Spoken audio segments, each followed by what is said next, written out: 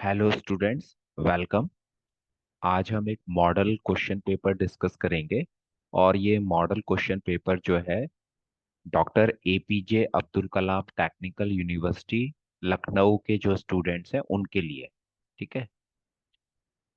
तो जैसा आप लोग सभी जानते हैं कि जो एकेटीयू के क्वेश्चन पेपर हैं इस साल से, इस सेमेस्टर से हिंदी और इंग्लिश दोनों में आ रहे हैं। और आप जो है उसको इंग्लिश में आंसर कर सकते हैं, हिंदी में आंसर कर सकते हैं, या इंग्लिश और हिंदी मिक्स्ड लैंग्वेज में भी आंसर कर सकते हैं। है ना। तो हमारा जो क्वेश्चन पेपर है वो 3 घंटे का क्वेश्चन पेपर है, और हमारे इसमें जो टोटल मार्क्स हैं वो 70 मार्क्स। ठीक है। पूरा क्वेश्चन पेपर जो है वो 3 सेक्शन में डिवाइड है, section A, section B and section C. अब देखिए, जो सेक्शन ए है इसमें कोई चॉइस नहीं होती है। इसमें सारे पार्ट्स जो होते हैं या सारे क्वेश्चंस जो होते हैं वो आपको अटेम्प्ट करने। क्लियर। और इसमें जो 7 क्वेश्चंस होते हैं, हर एक क्वेश्चन 2 नंबर का होता है, तो टोटल ये हो गए 40।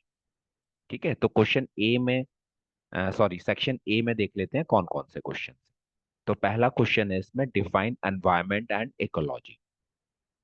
ठीक है। हमारे सब्जेक्ट का ही नाम है एनवायरमेंट एंड इकोलॉजी, तो ये जनरली पूछ लिया जाता है क्वेश्चन कि एनवायरनमेंट की डेफिनेशन क्या है और इकोलॉजी की डेफिनेशन क्या है। और हिंदी में बोले तो पर्यावरण और पारिस्थितिकी को परिभाषित कर। ठीक है। तो 2 नंबर का ये क्वेश्चन। दूसरा क्वेश्चन है, why has nature evolved food webs in ecosystem instead of simple linear food chains.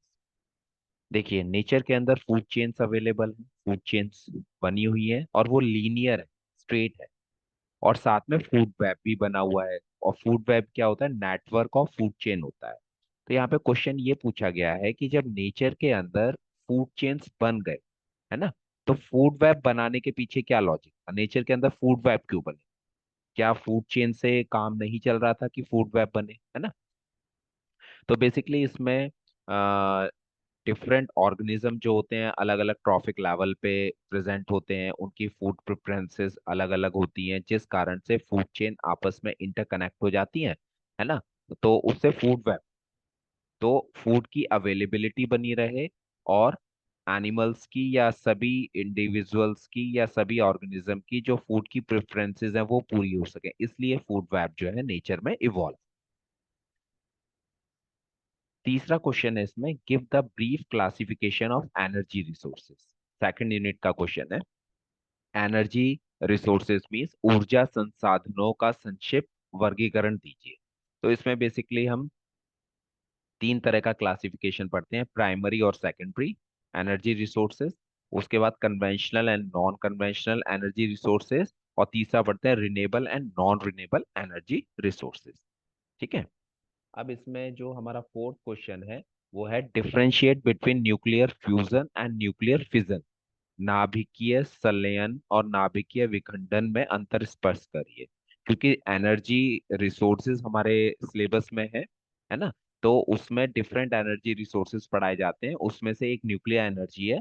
तो वहां पे ये हमारा जो है क्वेश्चन सॉल्व होता है वहां पर। फिर यूनिट 3 से है, व्हाट आर पॉल्यूटेंट्स, प्रदूषक क्या होते हैं, हाउ कैन दे क्लासिफाई, उसका क्लासिफिकेशन किस तरीके से किया जाता है। ठीक है। नेक्स्ट क्वेश्चन है हमारा, greenhouse effect at its natural level is very essential for life to exist on earth, justify the state. ठीक है। पृथ्वी पर जीवन के अस्तित्व के लिए प्राकृतिक स्तर पर ग्रीन हाउस प्रभाव बहुत आवश्यक है, कथन की पुष्टि करें। तो ग्रीन हाउस इफेक्ट जो है वो लाइफ के लिए क्यों जरूरी है नॉर्मल कंडीशन में, उसको यहाँ पे आपको एक्सप्लेन। ठीक है। नेक्स्ट फिफ्थ यूनिट से हमारा, what do you mean by population stabilization. जनसंख्या स्थिरीकरण से आप क्या समझते हैं? जनसंख्या को स्टेबल करने से आप क्या समझते हैं और उसके क्या फायदे होते हैं? तो वो 2 नंबर के हिसाब से आप इसको एक्सप्लेन कर सकते हैं। ठीक है। Now section B. Section B में 5 क्वेश्चन आते हैं जिसमें से आपको 3 करने होते हैं। तो हर एक यूनिट में से जनरली एक एक क्वेश्चन पूछा जाता है। तो फर्स्ट यूनिट में से क्वेश्चन है, what is ecological pyramid, explain different types of ecological pyramids for different ecosystem with suitable examples. Ecological pyramids क्या होते हैं? फिर उसके बाद तीन तरह के इकोलॉजिकल पिरामिड्स होते हैं, pyramid of number, pyramid of energy, pyramid of biomass. उनको एक्सप्लेन करना है उनके एग्जाम। सेकंड क्वेश्चन है, what are biogeochemical cycles, name and explain the various steps involve in nitrogen cycle, है ना। जैव भू रासायनिक चक्र क्या है, और इसमें जो बेसिकली नाइट्रोजन साइकिल है उसको एक्सप्लेन। ठीक। देन यूनिट 3 में से क्वेश्चन है, what is air pollution, what are the various control techniques for controlling particulate matter. Air pollution क्या होता है, और एयर पॉल्यूशन को कंट्रोल करने के लिए बेसिकली जो कंट्रोल डिवाइसेस इंडस्ट्रीज में यूज हो करते हैं उनको यहाँ पे एक्सप्लेन करते हैं। ठीक है। तो दो हम पार्ट में डिवाइड करते हैं। एक वो डिवाइसेस होते हैं जो particulate matter mean solid material जो होता है, सॉलिड पार्टिकल्स जो होते हैं उनको सेपरेट करते हैं। और एक डिवाइसेस की कैटेगरी वो होती है जो गैसियस पॉल्यूटेंट को अलग। तो यहाँ पे सिर्फ आपको particulate matter mean solid particles को सेपरेट करने के लिए जो कंट्रोल टेक्निक्स होती हैं उनको बताना है। ठीक है। फिर हमारा फोर्थ यूनिट में से क्वेश्चन है, what is stable burning, what are the effects of stubble burning, what are the various solution of paddy stubble burning. देखिए, बीच बीच में हम आप देखते हैं कि जब चावल की खेती होती है और चावल की खेती के बाद उसमें जो बच जाता है खेतों के अंदर उसको जलाया जाता है, बेसिकली उसको बोलते हैं पराली। तो पराली जलाना क्या होता है, स्टेबल बर्निंग उसी की बात की गई है ना। उसके हार्मफुल इफेक्ट्स क्या होते हैं, और उसके सॉल्यूशंस क्या है, कैसे उसको रोक सकते हैं, पराली ना जलाएं तो उस पराली का क्या किया जाए, है ना। उसको यहाँ पे आपको एक्सप्लेन करना है। तो फोर्थ यूनिट का इंपॉर्टेंट टॉपिक है। ये पुराने सिलेबस में नहीं था, अब जो नया सिलेबस आया है इसमें ये टॉपिक है और बहुत इंपॉर्टेंट है। नेक्स्ट है, discuss the importance of women education for the success of the schemes relating to environmental quality management.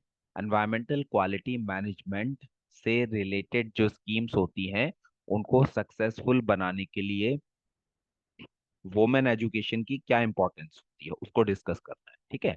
तो सॉरी, पर्यावरणीय गुणवत्ता प्रबंधन से संबंधित योजनाओं की सफलता के लिए महिला शिक्षा के महत्व की चर्चा कीजिए। तो ये फिफ्थ यूनिट में से क्वेश्चन। उसके बाद क्वेश्चन नंबर 3, 4, 5, 6 एंड 7। ठीक है। तो इसमें से क्या करना है, आपको दो दो क्वेश्चन मिलेंगे और एक एक उसमें से अटेम्प्ट करना है। ए और बी पार्ट होंगे, उसमें से एक एक आप अटेम्प्ट, और ये भी यूनिट वाइज है।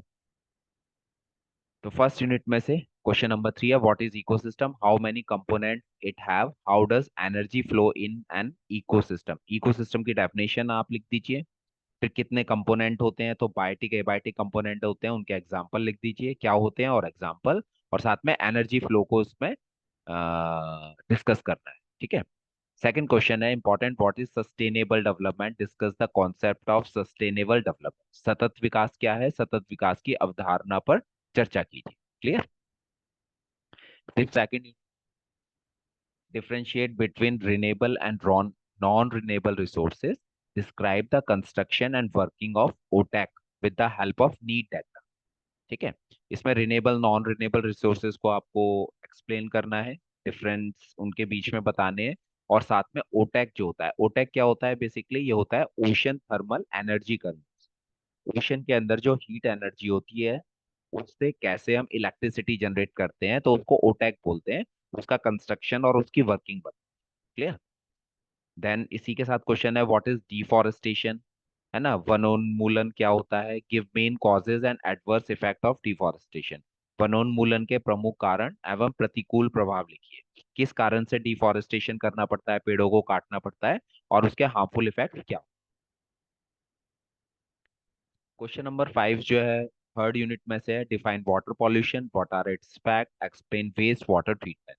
जल प्रदूषण को परिभाषित कीजिए, इसके प्रभाव क्या हैं, और अपशिष्ट जल उपचार को समझिए। ठीक है। वेस्ट वाटर ट्रीटमेंट को एक्सप्लेन करना है इसमें। फिर इसी में क्वेश्चन है, व्हाट इज सॉलिड वेस्ट, ठोस अवशिष्ट या ठोस कचरा क्या है, explain the various methods of solid waste disposal. ठोस अवशिष्ट निपटान की विभिन्न विधियों की व्याख्या कीजिए, है ना। तो जो सॉलिड वेस्ट जनरेट होता है उसको हम कैसे डिस्पोज करते हैं, उसके लिए अलग अलग मेथड बताए गए हैं। तो उनको यहाँ पे आप क्या करेंगे, explain. Then discuss the problem of ozone layer depletion and present a summary of international effort taken up so far to address the problem. Ozone परत के क्षरण की समस्या पर चर्चा करें और समस्या के समाधान के लिए अब तक किए गए अंतरराष्ट्रीय प्रयासों का सारांश प्रस्तुत करें, है ना। तो ओजोन लेयर प्रॉब्लम क्या है, ओजोन लेयर डिप्लीशन क्या है, उसको आपको समझाना है। और इंटरनेशनल लेवल पे ओजोन डिप्लीशन को रोकने के लिए क्या क्या एफर्ट हो रहे हैं, हमारी कंट्री में क्या एफर्ट हो रहे हैं, उनको क्लियर।